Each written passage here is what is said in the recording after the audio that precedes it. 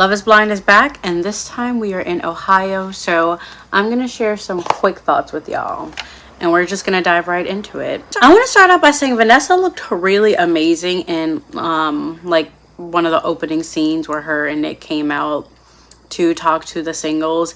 That animal print dress, like, women, we almost can't go wrong in animal print, especially like those beautiful brown earth tones. Ugh, love it. Anyways, so far, I'm waiting to get emotionally invested in the contestant, but there are a few standouts. The standouts are really the people who are already being displayed more prominently, so you can already tell they're probably gonna be in a couple. They're probably just gonna be one of the highlighted people in general. So we have Vic, 33, who is a professor, and Christine, who's 30, and she's a speech pathologist. Yo, they really hit the ball running, didn't they? They exchanged the first I love yous that we see on the show, and they are also the very first couple to get engaged. And they also share a misdemeanor. Well, it got expunged, so they used to share a misdemeanor. I thought that part was actually really funny, and it's one of those things that shows like these casting directors know what they be doing, like how they be trying to, like, but I guess that's the point anyway. You're supposed to find people who some of them have to be compatible with each other, right? Or do they pick like just super random people? You know what I mean? Like, do they pick super random people, or do they pick people who they can see being compatible with other people? I think it's the latter, because some of the coincidences that happen just in general in some of the seasons, I'm like, yeah, y'all were doing y'all a puppeteering or producing, or whatever you call it. So anyways, I ramble.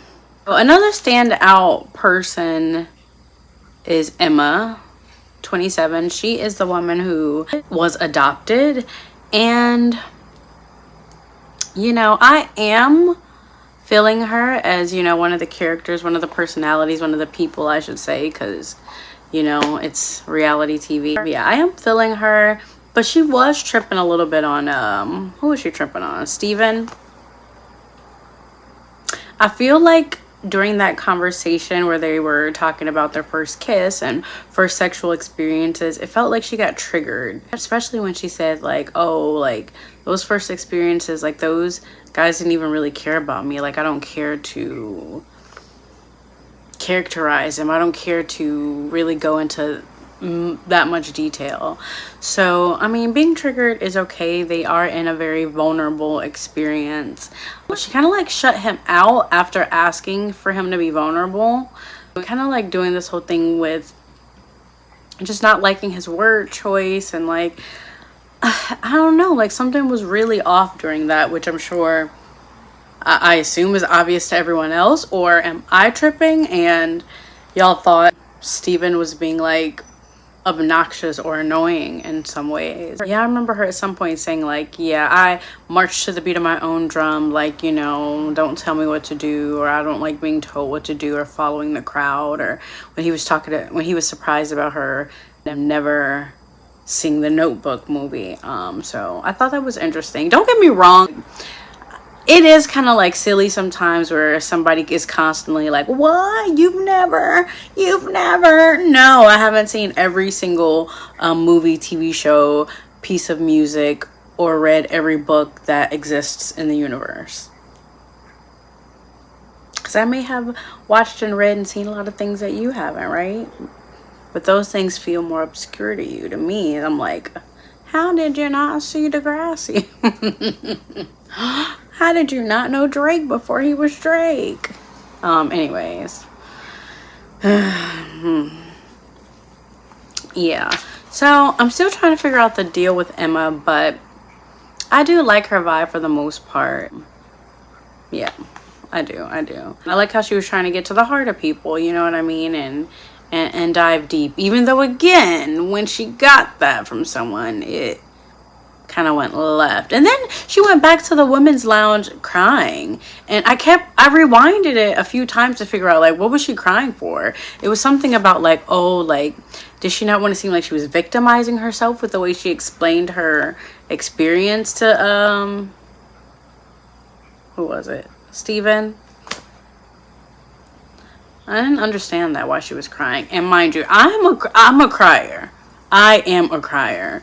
But yeah, I feel like the details given, or the lack thereof, really didn't help